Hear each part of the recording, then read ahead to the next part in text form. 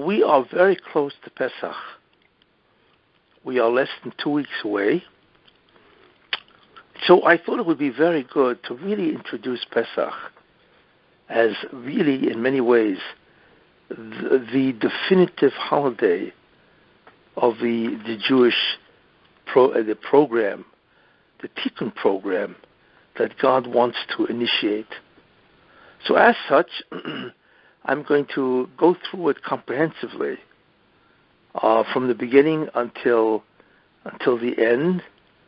And ultimately speaking, I want to answer the following questions. But before I do, I want to dedicate the Shiur to Rini Molko, Regina Bat Yosef Reuven, that the Shiur should go for Aliyah's Neshama of her in Gan Eden. So I want to do that. Now, Pesach is a very important Yom Tov. In fact, in many ways, it's definitive. Definitive means that it's essential. It illustrates an essential idea of what God really wants and what the task of the Jew is. And certainly what one of the main ideas is of the Tikun, of the rectification of creation. And in many ways it will answer many questions about Pesach, which is really in many ways mysterious to many people. For instance, why do we eat matzah on Pesach? You see, now we know historically, because when the Jews left, they were rushed out, and they didn't have time for the food, the bread, to rise, so it only became matzah. So we know the history. But the question is, still, was that an accident? Was that a result of history? Or was there something else? And we see that it has to be something else. Why? Because it became the essential mitzvah of Pesach, right? To eat matzah. Another question, right? Chometz. Well, the Rebbe said you cannot eat chometz. You know, now chometz obviously is matzah, but with seor, leaven, or yeast, or whatever, where the matzah rises because it comes sort of like fermented. So why can't we eat chometz? What does that indicate? You see. Then we have the concept called moror, right? Why do we have to eat bitter herbs? And what's the whole concept of a seder? A seder means an arrangement, you see. So why do we have a seder on the first and second night of Pesach? Then we have the idea of 4 cups of wine. Why do we drink 4 cups? Why do we drink at all? And why number 4? You see. So that's a very powerful question. Then we have, really, right, we call Pesach Zman Cheres. Well, actually, the one question is, why do we have a 5th cup that we call Kes Eliyahu? You know, why don't we drink that? And why are there 5? Then there's the question of why do we call Pesach Chag? Well, it's Chag HaMatzos. That's what the Torah calls Pesach, Chag HaMatzos. Why? Then we say that Pesach is Man Cheruseinu, the time of our freedom. Well, does this indicate the historical event where the Jews left Egypt, and therefore it was obviously freedom and liberty? Is that why we say the time of our freedom? Then we have the concept called Korban Pesach, where every Jew was commanded, right, to bring a Korban Pesach. Why would that be? And then we have the historical event of the Eser Makas, the 10 blows or strikes, beatings, whatever you want to call it, you know, that happened in Egypt. What do they represent, and why are there 10? And then, of course, after that, we have one of the greatest miracles ever demonstrated by God, and that's the miracle of the Yam Suf. I mean, could you imagine what it is to have a sea split? But according to the Medrash, it was far more complex than that. It split into 12 rows. Each tribe went down one row, and so on. There are many miracles associated with the Yam Suf. Why was there a Yam Suf? You see.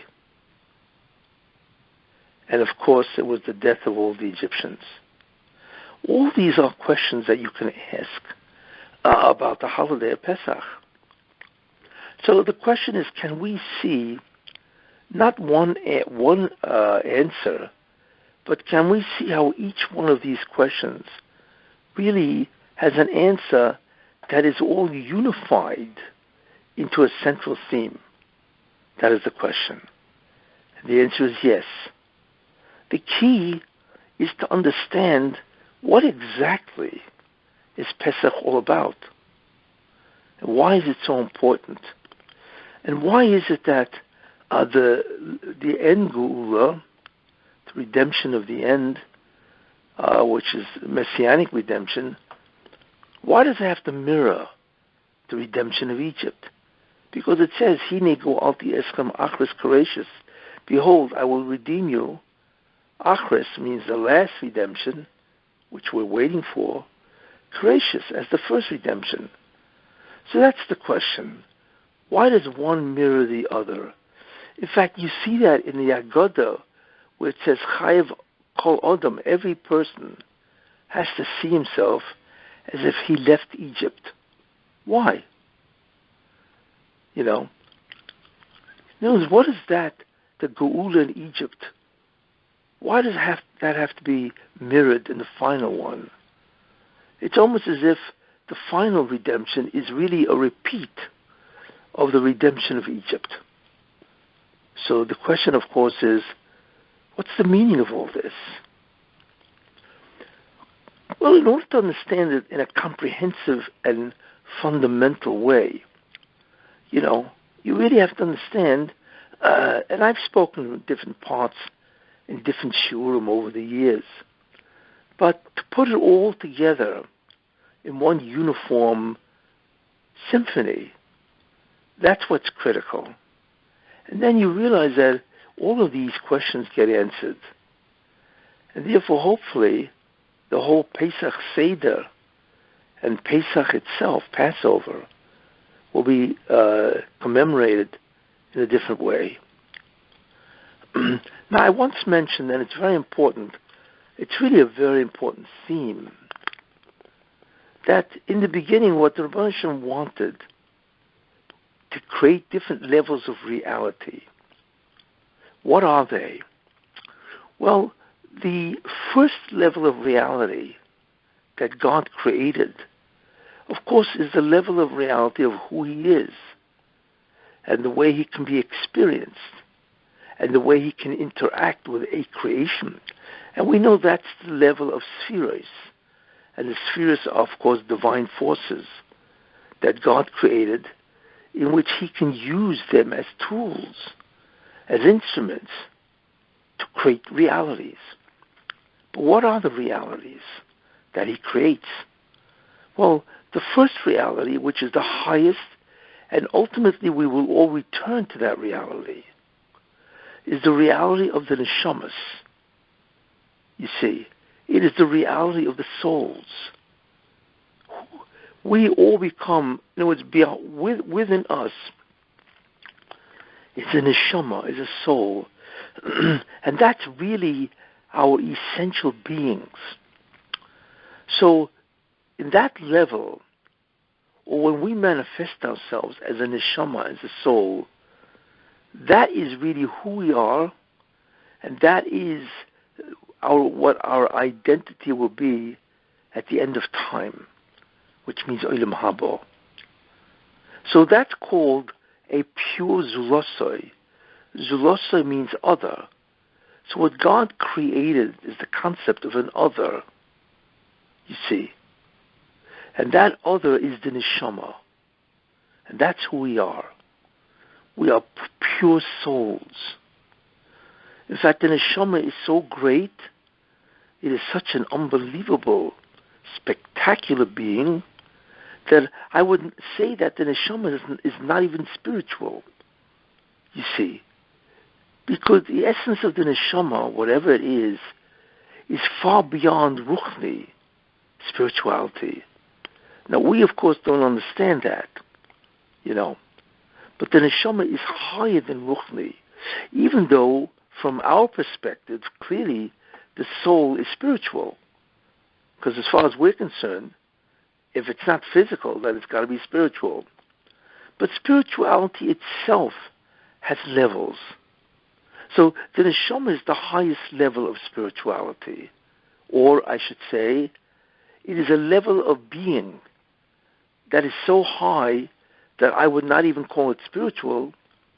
I would really call it divine, yes. That divinity is the nature of the neshama. Now, the second level of reality are the angels, and they are spiritual. And what's important to know about malachim, they are spiritual beings, because obviously they're not physical. And as spiritual beings, right, they are intermediaries between God and His creations. So God doesn't interact, at least now we don't see this. God does not interact directly with the creation. He is concealed. He is hidden. But the way He reacts with them, or I should say interacts with them, is through the agency of malachim, angels, or other spiritual beings, because there are 10 levels of malachim. That's how He interacts. And that's what God wanted. He doesn't want to interact directly with His creation. So what He did is He created an entire universe of angels, of which there's almost an infinite number. And they represent God. They are His agents. And they do all the things that malachim do. So that level of reality is called spirituality, you see. So that's a second level of reality. So there's the reality of the souls, and then there's the reality of the angels and other spiritual forces. Then what God did is He took the neshamas, not the malachim, and He encased them in a third reality, and that is called Geshem. That reality is physical. So He actually created a physical universe that we are familiar with. And He takes the neshama, and like I said, He encases that, right, into the physical reality. He joins them, and He issues a divine decree that they cannot become separate. So no matter what the neshama wants to do, it cannot separate from the Geshem, from the physical reality. So lo and behold, the soul, which is a reality unto itself, now becomes physical. Or I should say, it joins the physical reality. The neshama does not become physical. It joins the physical reality. You see? It's like the physical reality becomes a suit that envelops the neshama. And it is destined to always be connected to the physical reality. You see? Then what God creates is another reality. So far we have the reality of in terms of the creation, the soul, the spiritual reality, the physical reality, which is merged with the soul. And then He creates another reality, which is an exact opposite. It's an anti-spiritual. It's called the reality of the Satan. That the Satan is called a Sitra Achra, another side, you see. So He creates the reality of the Satan, And the Satan itself has many different aspects of it. That is the reality that we are obviously familiar with. So these are the levels of reality, or the dimensions of reality, that God creates. Now, what does God want? Well, we know He wants mankind to engage in a certain task, and that is that God conceals the reality of the soul and even the reality of spirituality. He conceals that from man, and He wants man to do His will. In other words, to recognize that there is a reality beyond the physical, because we obviously only see the physical. He wants mankind, especially the Jewish people, to realize that the essential reality really is spiritual and also divine in terms of the neshama, especially that there is a God that is the root of all reality. That's what He wants. Mankind should discover that. Now, if He does, then what mankind will have succeeded, especially the Jewish people, is to increase the output of the spheres, and therefore the physical reality will change. That's called zikuch. That is called, purifying physical reality, where the physical reality begins to change. Yeah, that's exactly what happens. So I said that the soul is bound up with the body, or the physical. So when you increase the output of the spheres, what happens is the physical reality actually changes into what? The physical becomes spiritual. It becomes like malachim, you see. And that takes place, as we know, for several thousand years, after the year 6000, you see. And it takes approximately 3,000 years for the dissolution of the physical universe. And then after that, the neshama, the physical, doesn't even become spiritual, you see. Then the neshama, which is bound up to the physical, becomes the real neshama itself, and it becomes what's called the world of neshamas. That is Olam Habo. That's the future world. So that's what God wants in a nutshell. He wants the neshama to be bound to a physical universe, and then by his deeds, which is to obey the will of God, right? God wants him to change a physical reality into a spiritual reality, and then the physical reality in the spirituality will no longer be spiritual. It will be divine, which means it will be the neshama itself. Now, the physical body will still exist, but no longer as a physical body. In other words, there will be such an entity as physicality turned spiritual. But the body that becomes spiritual, you see, will then revert into a thin covering of the neshama. So the neshama will always have this physical garb, but the physical garb no longer encloses the neshama and hides its essence. It, in a certain sense, will become almost divine, like the neshama itself, although not completely like the neshama.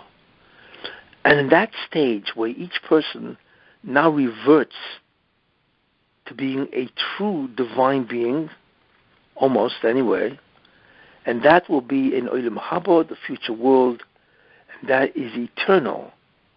Now, we have no comprehension of what a neshama is and what type of a world it inhabits. We don't know. But it's not the same as Ruchni. It's not the same as a spiritual reality. Now, Man, however, has a choice. This is what God initially wants: the change from a physical reality to a spiritual reality to a divine reality, back to the essential nature of the neshama itself. But God also creates another reality, a very dark reality, where the force of God, or the being of God, is completely concealed, not because there is a physical reality, but because there is a force of evil. There is actually a force that in some way tries to convince man that he exists as an independent being of God. You see, it tries to deny the reality of spirituality and the reality of God. It's a force of evil. And that's really what evil is: a denial of the spiritual aspects of reality. But man is not originally created or put into that reality of the Sitra Achra. It exists, but man has to choose to be into that reality. And therefore, we come to the first man. His name, of course, is Adam HaRishon, and he's got this choice. So what he is supposed to do, obviously, is to obey the will of God, and then he could start the up climb. You know, his Geshem, his physical reality, which is much higher than ours, will now become spiritual and ultimately divine. But he sins. So therefore he enters a lower world, a lower reality. He enters the reality of the Sitra Achra, which is interesting. So he now not only becomes much more physical, so the physical body is an occlusion of divinity. In other words, it conceals the nature of man much more effectively than the original Geshem of Adam HaRishon before the sin. So not only is man much more physical, you see, and as a result of that, he sees himself as an independent being from God. He's got a real physical body that has no resemblance even to anything spiritual. So therefore he comes to believe, right, that besides God there's also himself. But it's worse than that, because he now enters a world, a place of the Sitra Achra, the other side, right? And the place that he enters is a place where there are forces that get him to think that not only is he different in God, but it intensifies his belief that he is independent of God and he could do whatever he wants. In other words, the world of the Zoyama is a place where it's almost like you enter an illusion, where in that world of the Satan, and he's the angel that represents that whole reality, the Sitra Achra, that is satanic in the sense that you not only believe that you are independent of God, but you actually believe that you are an independent force, that you can actually do things. You are a true cause. But even more than that, and that is that you can exercise your being, you see, not only to defy the will of God, but to destroy other beings, because you are a superior being.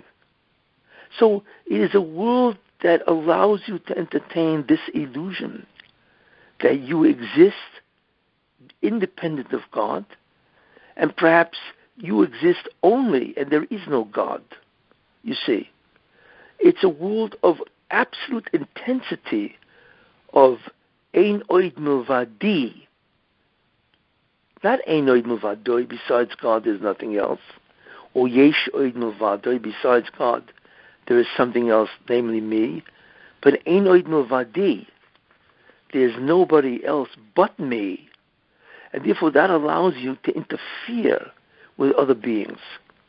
It's really a terrible world to exist in, because the danger is enormous, that you believe you are independent, a real being, perhaps the only real being.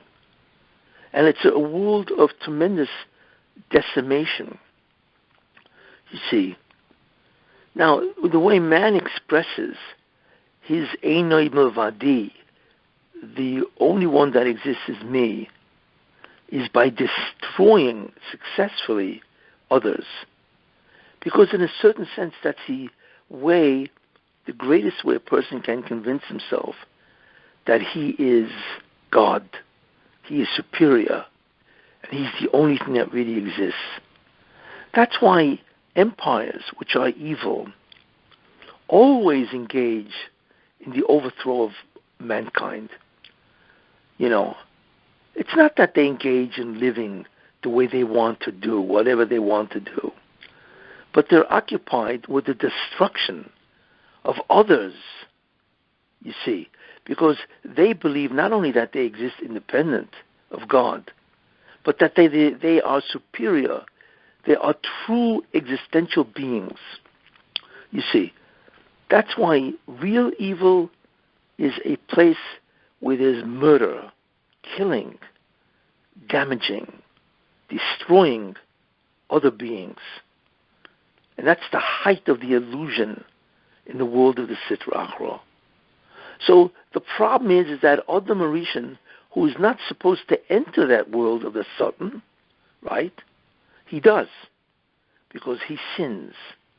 And that sin is an ultimate declaration that I can do what I want, I can defy the will of God, because I exist independent of God, you see, without getting into the whole nature of the test. So what Adam did, by believing that, and therefore defying the will of God, is he actually entered the world of the Satan. He now lives in that world of satanic reality. That's what Adam did. And as such, of course, he bequeathed that world to all of mankind. But God still wants mankind to crawl out of that world and to go back up the ladder. So he wants mankind to leave the world of the Sitra Achra, which means to go back to his state as Adam was, then from Adam Arishan, that was Geshem, to become Ruchni, and then to become Ruchni, to become spiritual, ultimately, to go and become divine. God still wants that. The problem is that he now has to crawl from a much lower level. It's almost like, Adam was on a much higher floor in a building, and then all of a sudden he fell, he fell into the basement. So he's not even on the first floor anymore. So he's got to get out of the basement into the first floor, and then from the first floor he's got to go to the second floor.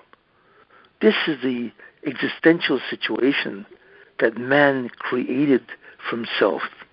This is what the consequences of the sin of Adam. Very important idea. So we now understand something, that the original intent of God was that man should not be in such a low state of being, but much higher state. And from that higher state, he should now work his way up to ultimately to be a pure neshama in Olam Haba. Instead, man fell into the basement, which is a much lower state. It's a state filled into the world of the Sitra Achra, and you are subject to the power of that force. And the power of that force is called Zayama, which means pollution or contamination, where that force actually is connected to you and it has control over your physical body and over many things, you see. So you are now subject to that force, and you have to contend with it. And not only are you subject to that force, since that force is now part of your mind, it's part of you, you see. So therefore, what happens now, the task changes. Until then, Adam, had he not sinned, he would have gotten out of being a physical being.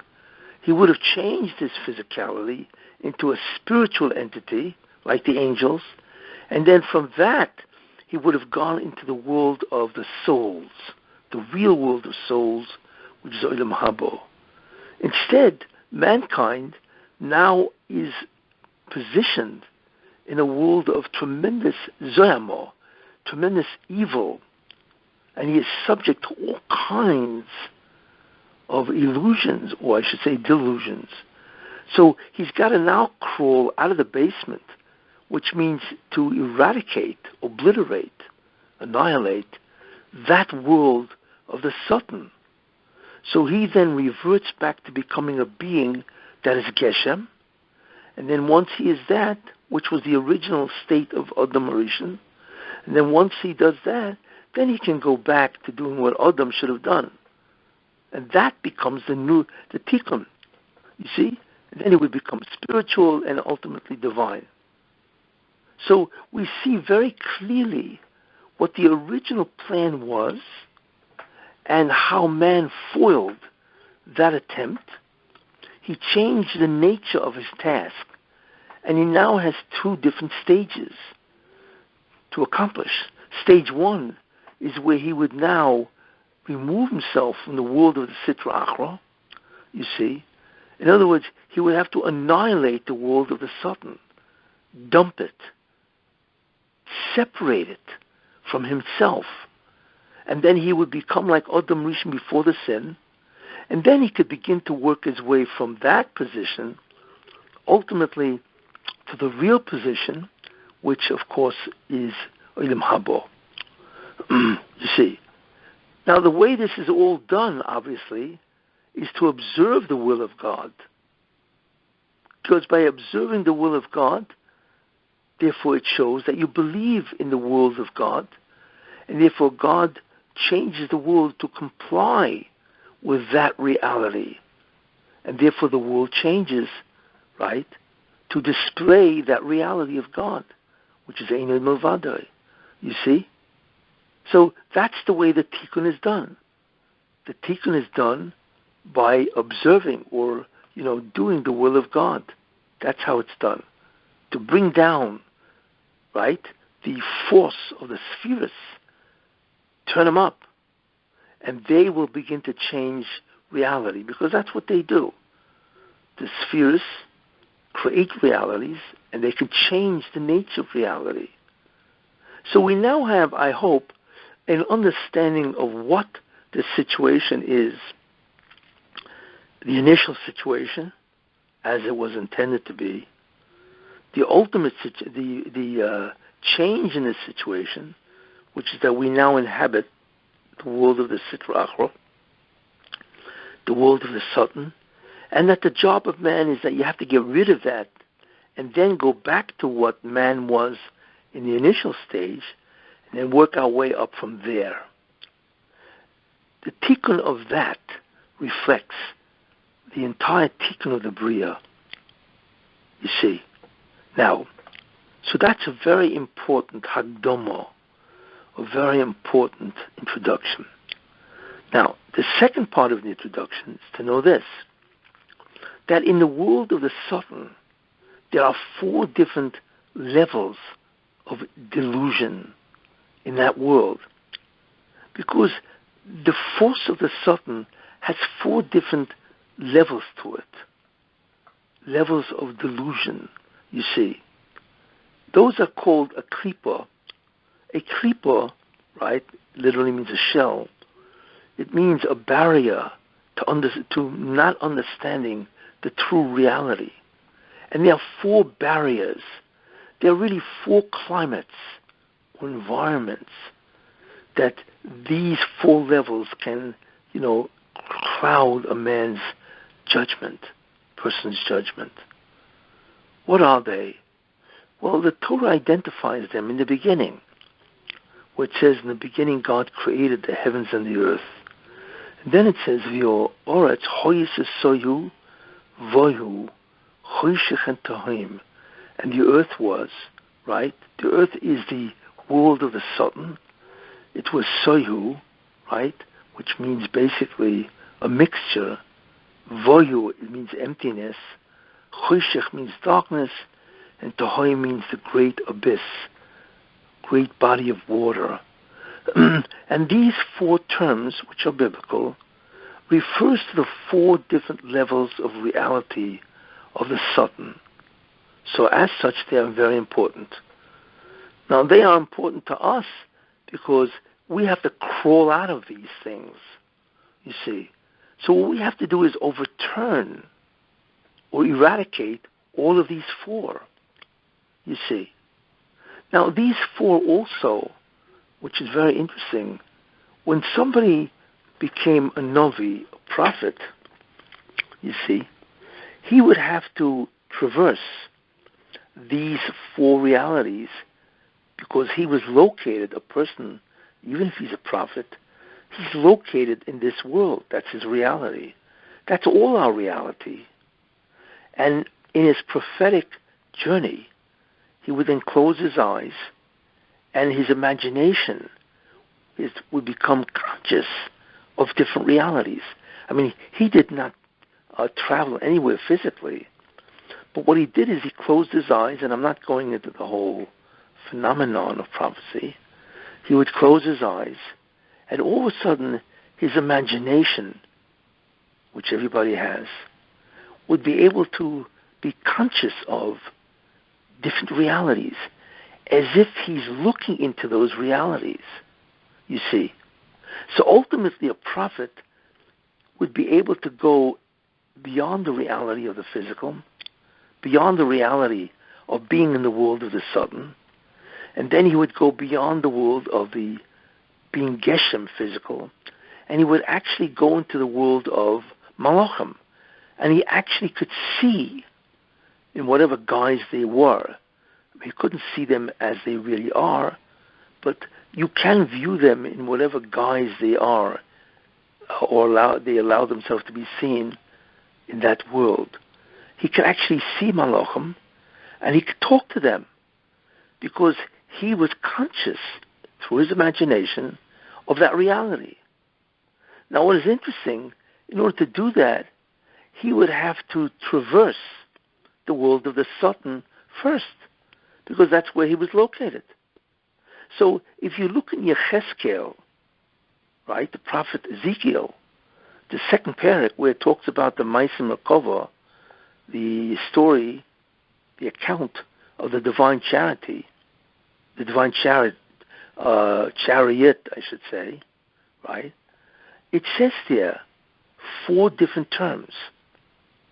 One is called, right, Ruach Se'orah, a storm.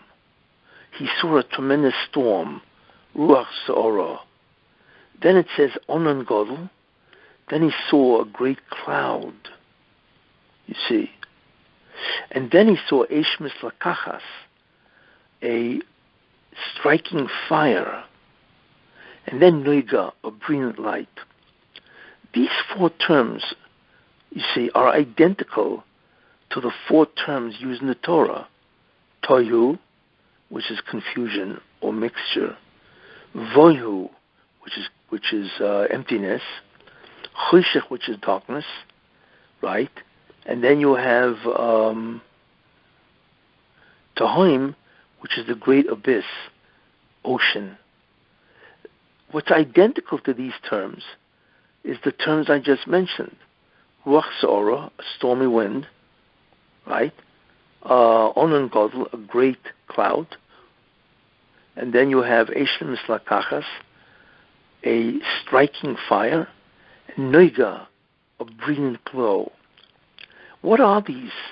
These, just like the Posuk in the Torah, in Bereshis, they represent the four levels of the Satan. It's called the four klippas. These four things mentioned in Yecheskel represent the same thing, the four levels of the Satan. You see? But Yecheskel, in order for him to be a prophet, he would have to go through that world of the Zoyama, that world of the Satan, and then go out of that world, right, into Olam Asiya, into the world of action, into Yitzira. He would go into the world of formation, and actually he would be able to look into Bria, the world of creation. Now what that means is that just like there are four worlds or dimensions of evil, there are also four worlds of Kedusha. It's called the Sitra de Kedusha. So obviously prophecy is where you want to go higher into the world of Kedusha. So it also has four worlds, right, which I just mentioned. It has Asiya, which is called the world of action. And then you have Yetzirah, formation. Then you have Bria, which is creation. Then you have Atzilus, right? That's the world of emanations. So he would be able to go into, actually, ultimately, Yechezkel was. He would be able to go into the world of Yetzirah. That doesn't mean he went there, but he became conscious of that world, and therefore he was able to talk to angels, and he was able to see unbelievable divine images. Now Yechezkel, in certain ways, was a low-class Navi. Imagine that. The Nevi'im before him, they were able to be conscious of Olam Bria, which is higher than Yetzirah, right? The world of creation, which is higher than the world of formation. And they were able to see into Atzilus, because the essential concept of prophecy is to be able to look into Atzilus, which is the world that is inhabited by God. God as he is manifest, or can be viewed in Olam Hazeh. That is the highest form, or the highest representation of God, is Atzilus. So every prophet basically was able to go into the world, the upper world, and see into Atzilus. And then from that world, he could have tremendous divine messages and divine views. But Yechezkel was not as great as the other Nevi'im, because he was at the end of prophecy. He was only able to go into Yetzirah, and from there he could look into Atzilus. And basically after him, prophecy ended, especially by Hananiah, Mitzvah, and Azariah, and so on. In any case, the main idea that I want to bring out is that in order to get to the higher worlds, Yechezkel had to go through the world of the Satan, which is the world of the four klippas. And that's what the terms in Yechezkel refer to, you see. And he was able to do that. So what I'm trying to bring out is that the world of the Satan has four terms in the Torah, and it has four levels of reality, you see.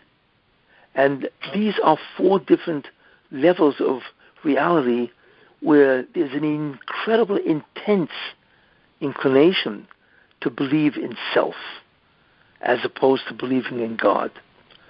You see. Now, what's important is that each of these levels of reality has a different delusional system. So, the world of the lowest klipa, which is Noiga, right, is where you tremendous mixture between good and evil. So there is good, or a realization of truth, and with it together there's a world of evil. And remember what evil is. Evil basically is when a person believes in self to the exclusion of any other being. And there are levels of delusion.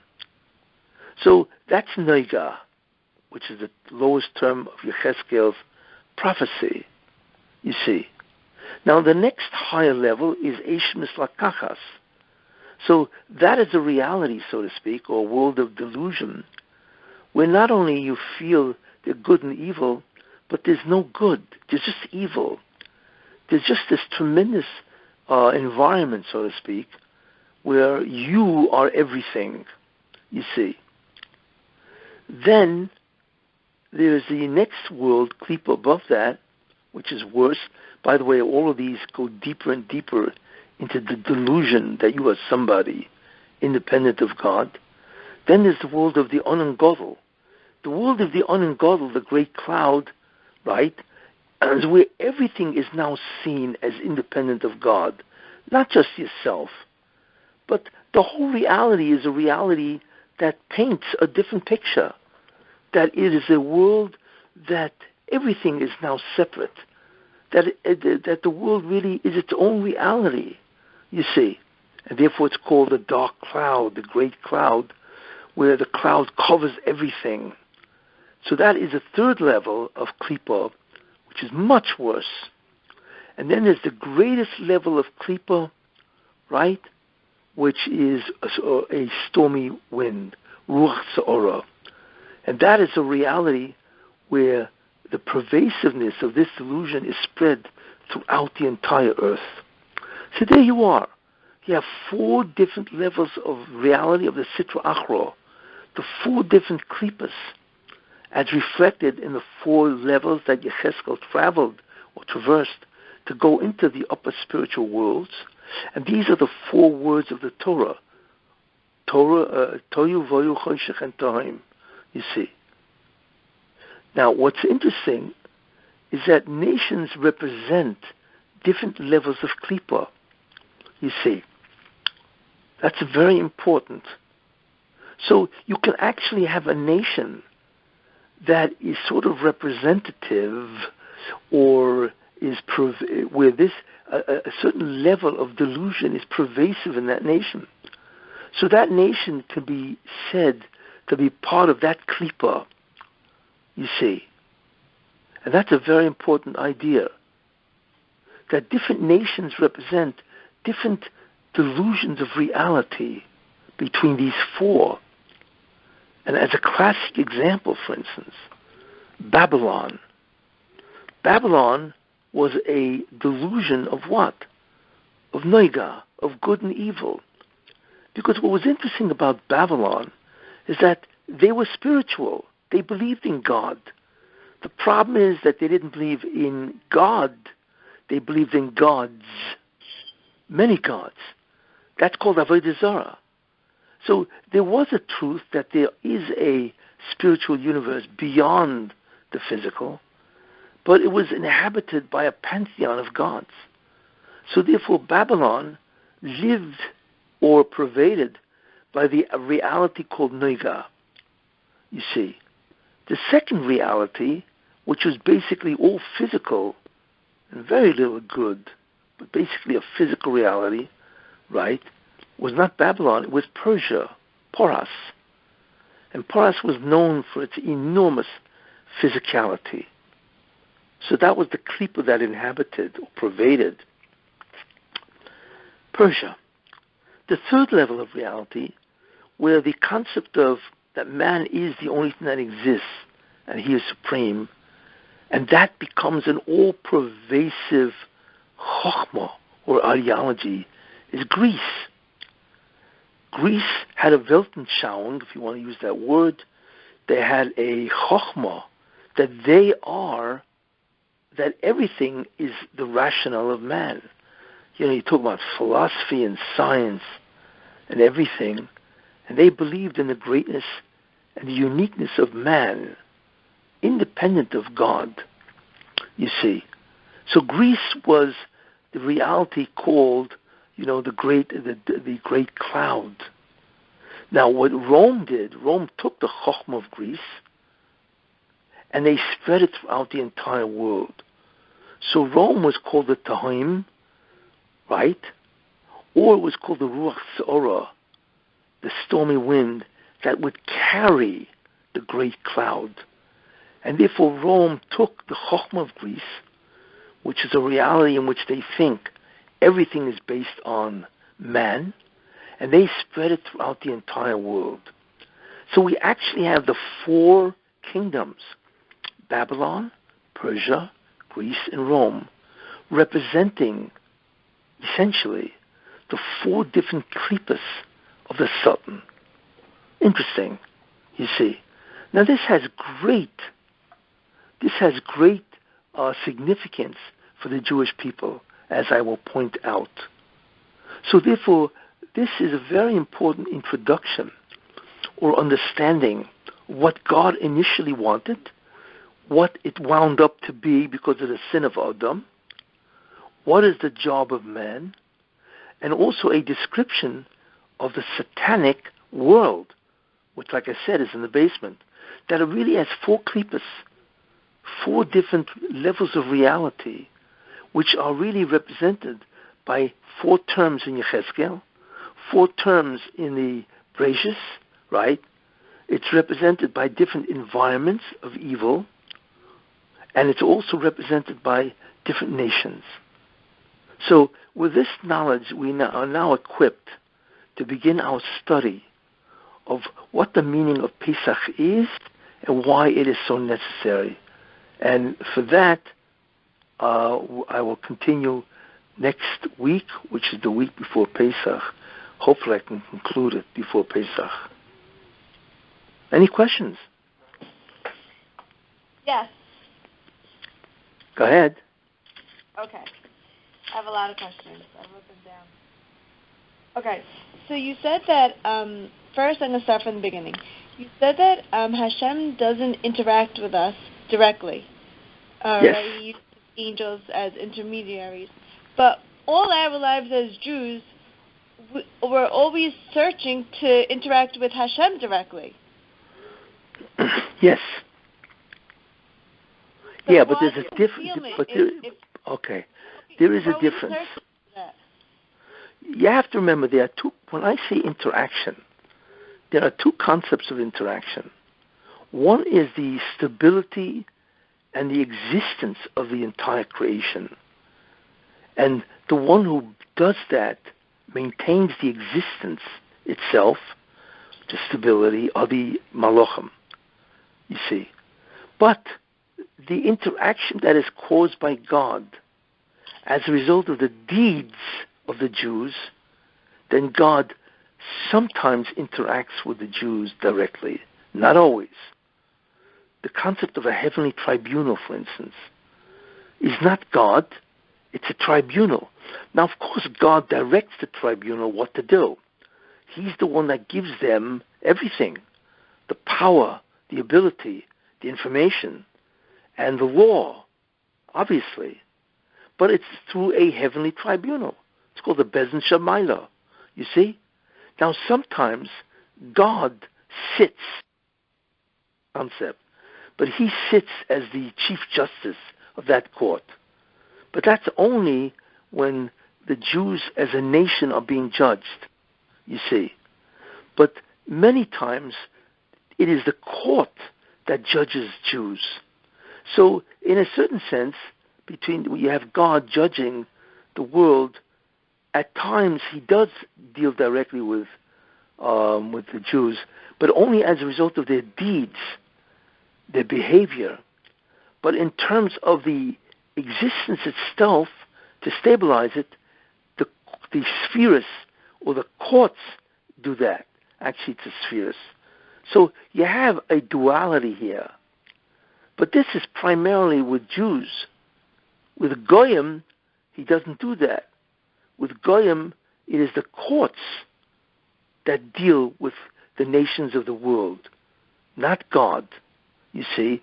And therefore, each nation has a representative, a malach, that represents it in a court. We find that, for instance, in Egypt, when the angel of Egypt tried to defend Egypt from not being destroyed. But that was in a court, you see. And then you have malachim, who take on the case. And you have Michael, the angel. Michael is the angel of Israel, you see. So sometimes he has that role, you see. So there is a duality here. But essentially, that's the way it works, is that there is an intermediate system that God employs. So when we feel, let's say like some rare times you feel like a very close connection to Hashem. You feel like, not his presence, but you feel something. Are we feeling the angels, the intermediaries, or are we feeling... we're feeling God. That God does do. And the reason why he does do, in other words, God interacts with each soul directly. It is not through a malach, you see. What a malach can do is transmit the gilui, the revelation of God. In other words, malachim do bring down the force of God. Somehow it goes through the spheres, and that is carried by the malachim. But what you are experiencing is not the malachim. They are merely the carriers of this revelation, you see. But you are experiencing God. Why? Because you are a neshama. The beauty of a neshama is that it's much greater than the malachim. Like I said, the soul of which we have no concept is, and that's really who we are, is the greatest existential being ever made. And it is a direct being that emerges from the spheres. So you are experiencing God. So, okay. So now when you were speaking about the neshama, how the point of the neshama is to be bound to spirituality, and then it turns into a divine, right? And then yes. in Olam Haba, the physical ends up being like translucent or a thin layer. So my question is that when the neshama is divine, where does a merit weigh in? Like, meaning, does your merit dictate how divine your neshama will be? No. It dictates how much shefa you will receive. In other words, your reality becomes the reality of the soul. Therefore, there's no barrier, basically. But what there is how much quantity of shefa, of divine revelation, will you experience. Now, that depends on your deeds. The greater your deeds, which means the greater your mitzvah observance, the greater your love of God and fear of God, right? The greater your dedication to God's will, then when time comes and you no longer have a barrier of even being spiritual, certainly of being physical, certainly of not having any zayama, then the amount that you receive of the revelation of God's presence, right, that depends on your deeds. But there's no more barrier. There's no zoyama barrier. There's no physical barrier. And there's no spiritual barrier. Because you are now a neshama, which is the greatest form of divinity that we could possibly imagine. Remember, but it's not God. Because God is not divine. We call him divine, from a certain perspective. But God is beyond divine. God is something that we cannot fathom what his reality is, you see. But the neshama is divine. It's the closest thing that we can call divine. We call God divine, right, from that perspective, because we have no other term for God. We have no other term what his reality is, right? So we call God divine. But he's not divine. He is super. I don't even know how to describe that. He is super existential, whatever that means, you see. Okay.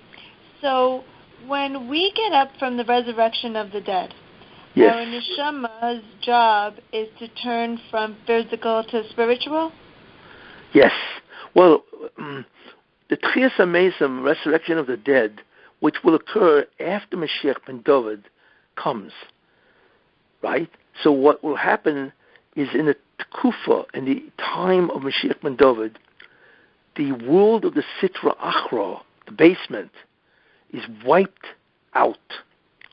It doesn't exist anymore. And that's what they mean. And in Chad Gadya, at the end of the Seder, we sing Chad Gadya, and it says there that the Malach HaMavis will get slaughtered. That means that's the end of the Zoyama. There's no more death.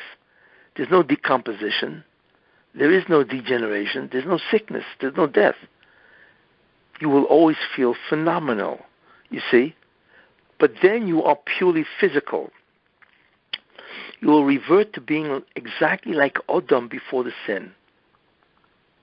Then, when the world turns 6,000, which is the English year 2240, that is the end of the Messianic era of Mashiach ben David, then the world begins to change from physical to spiritual.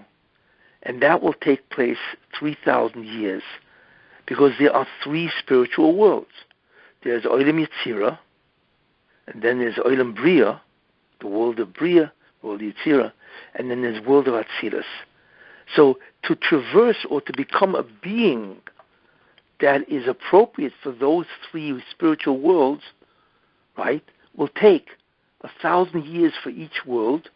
So by the year 9,000, because on 6,000 the world is over, then from 6 to 7, 7 to 8, 8 to 9, you traverse.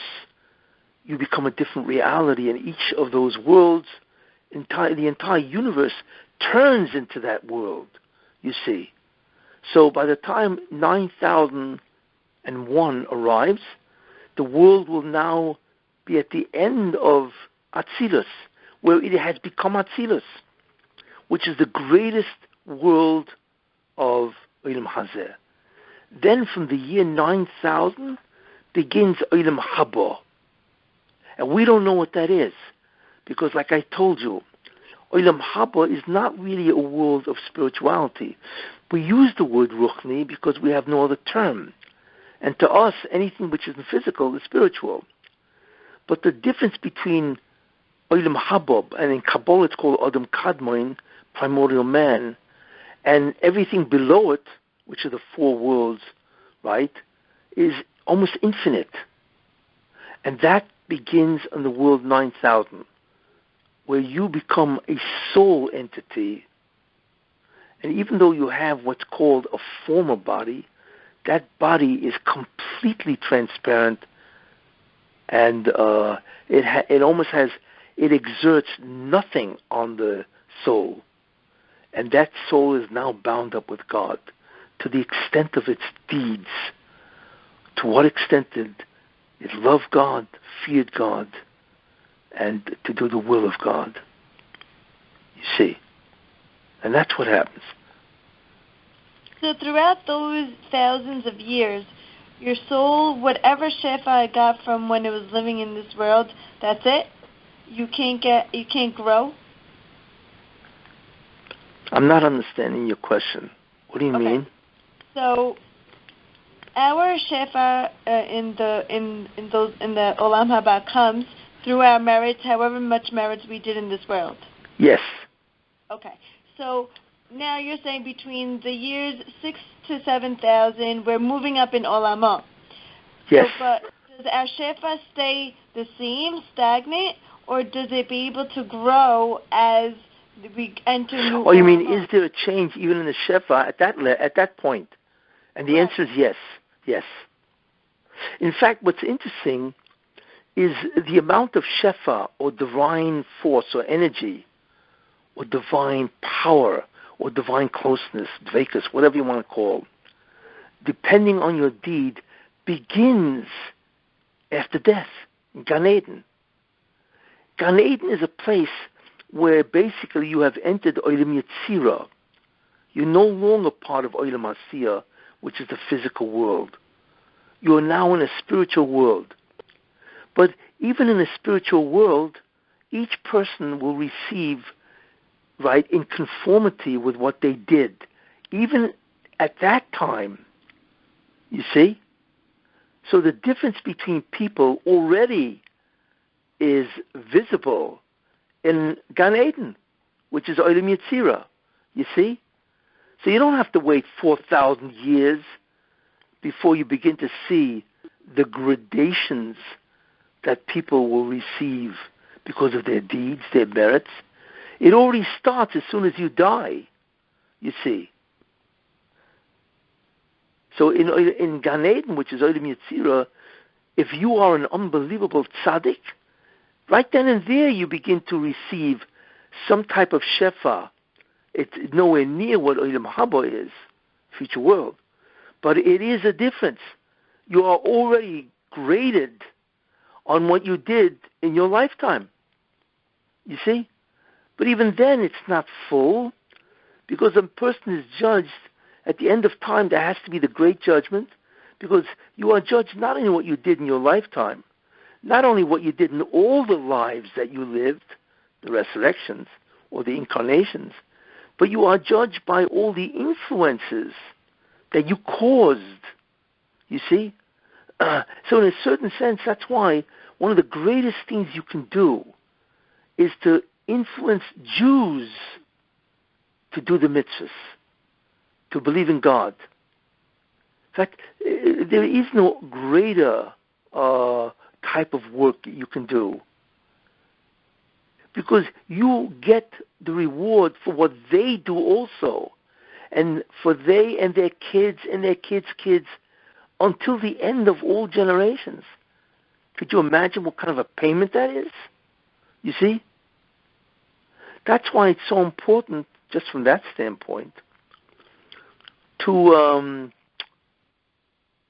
part of or sponsor the heightening of Jewish spirituality, you know, because you collect, sort of, what they do and their kids' kids and their kids' kids, and not only that, what they do until the end of all time. But like I said, the gradations of your deeds in terms of reward begins right after death, and it's subject to the dinam, to the judgments. You see. So it already begins. Now, my next question. You know what I mean? Yeah, that was amazing. Okay. So, when I wanted to ask you, we were talking about that lives inside of us, right? Say that again. What? The Zohama that's inside yes. of us. Yes. So my question is that, because I know that the Nabi could go through those four physical realities of the Zohama and be able to, surpass them. But as a normal, regular person, can we deplete the Zohama within us while still living in the Zohama world? No.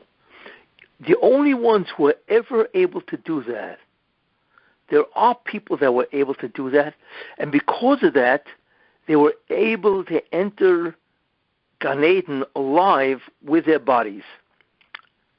Who was that? There was Chanoich, right? He was able to do that right before Noach, Chanoich.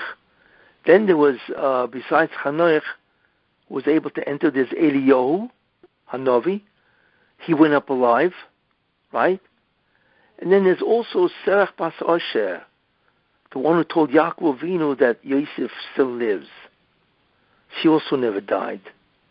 So because he blessed her, that she should live forever, But that's it.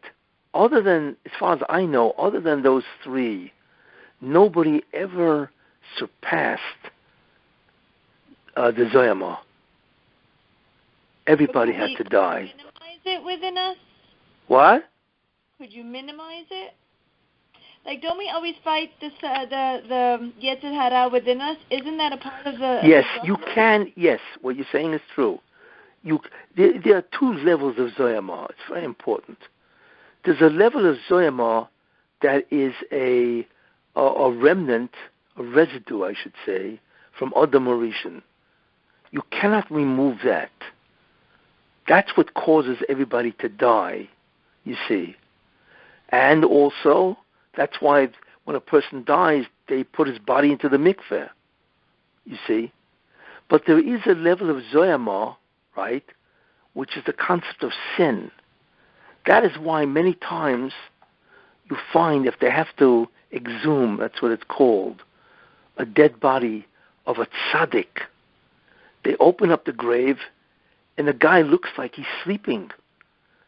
It could be like 100 years and he has not even deteriorated.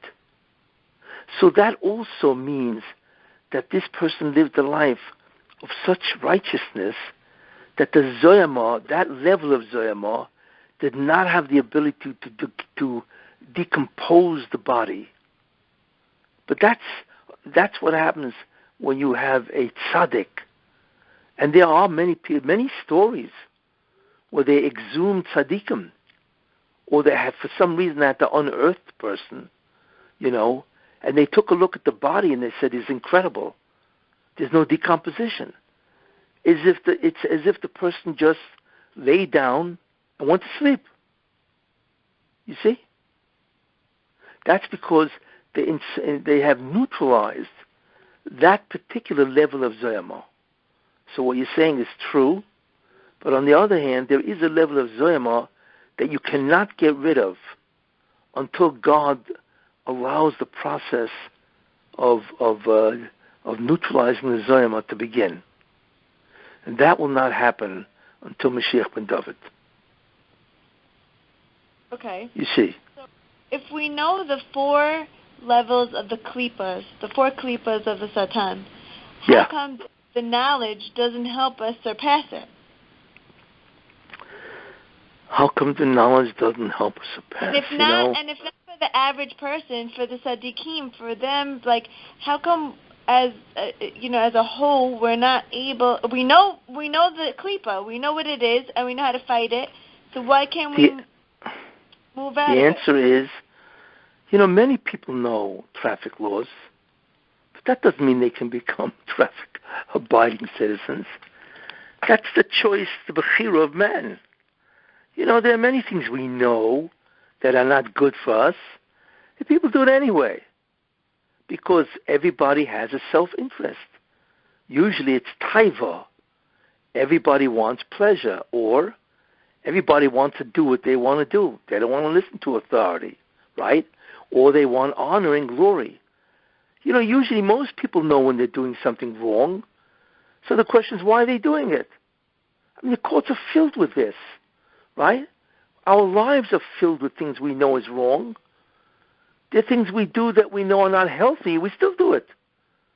Because we are blinded by our self-interest. That's why. That's a huge topic to talk about. Why do we ignore what we know is bad for us? That's the free will. So knowledge of what is right or wrong is no guarantee that we will always make the right choice. That's the human condition, you see? So we have to strengthen this knowledge and try to make it work for us in a practical way. But that's a struggle. It's a lifetime struggle, you see? And many people struggle with this for their entire lives. People do things that they know is bad or wrong or whatever, and they can't stop. Either because of habit or because, pressure from other people, or because it brings rewards where everybody wants. Listen, that's the free will of man. You know what I mean?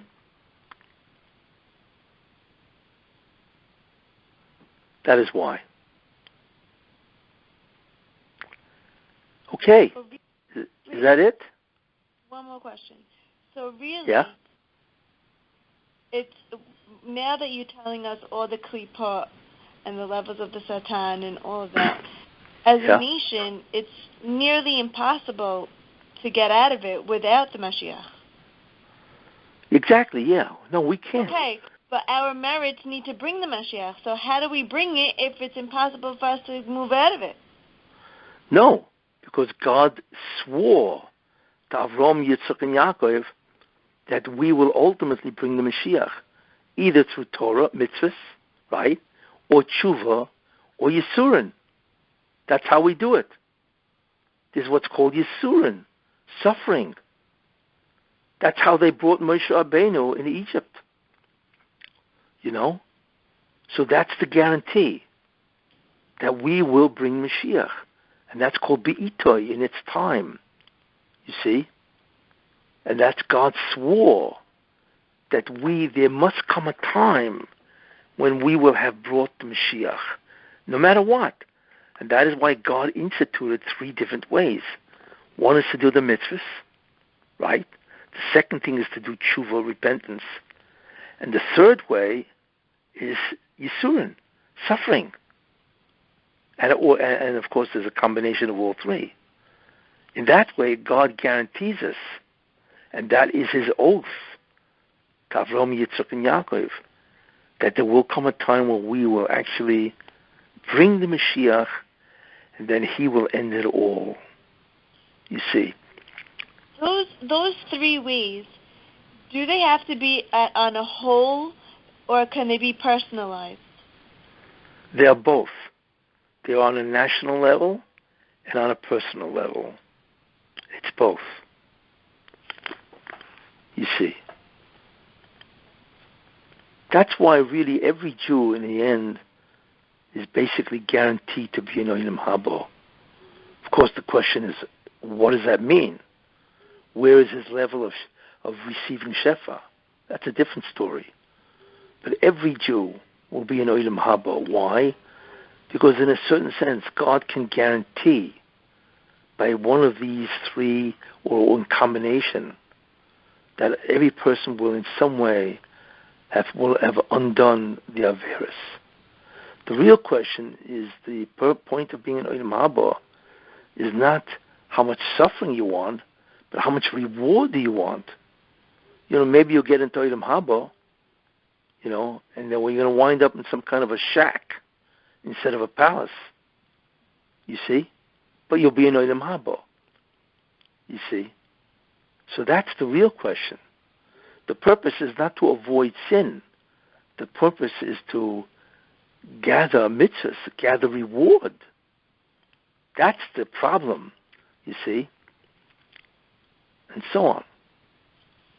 Your soul will be aware of its level of your soul will be aware of its level of shefa compared to others in Olam Haba? No. And even if it is, you will not have the midah of jealousy. Could you imagine if you were jealous? If you realized the differences and all of a sudden you were jealous of the other or you were embarrassed of your own? You'd be sad. That means, what? I said you'd be more sad.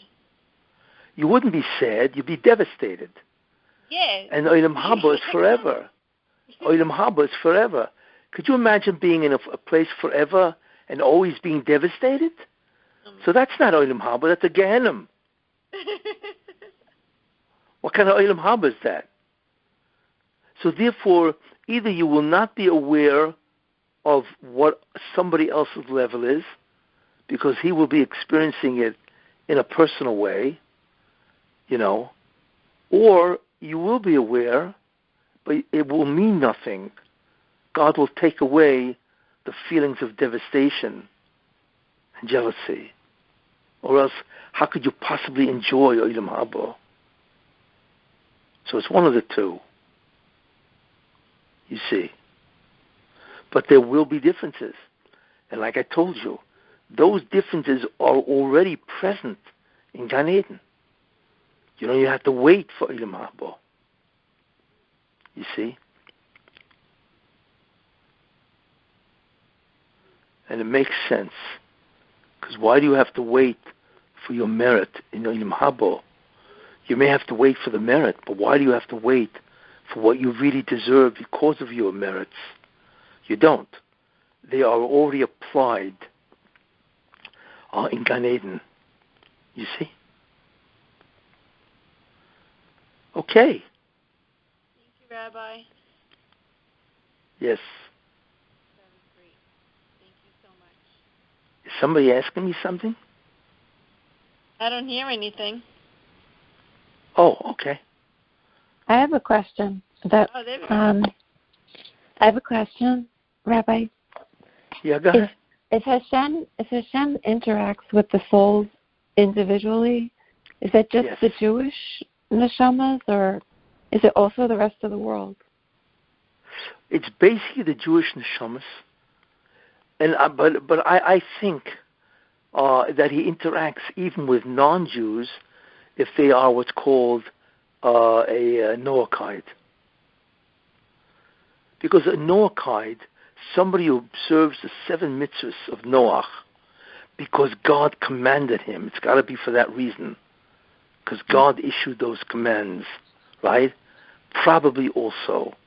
Then he's called a righteous Gentile, and God will react with him also. Yes. Because he's a righteous Gentile. So Goyim, and they don't understand this. What a tragedy. They have no idea what awaits them. But if a Goy becomes a Noachide, where he observes the 7 mitzvahs, but he's got to do it because God commanded him. God commands the people of the world to do that. Then he becomes a Ben Noach, whatever you want to call it, the Ger Toishav and so on.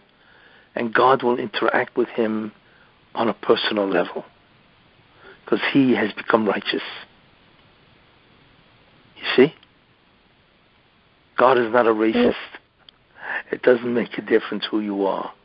I mean, it does in a certain way, you know. But if somebody wants to become a Noachide and remain a Noachide, then he too will get Olam Haba, or Gan Eden, or whatever. You see.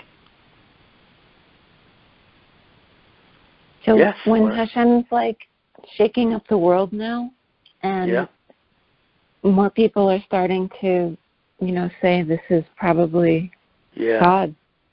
Yes. Is that Hashem like waking up the rest of the world also? Yes, right.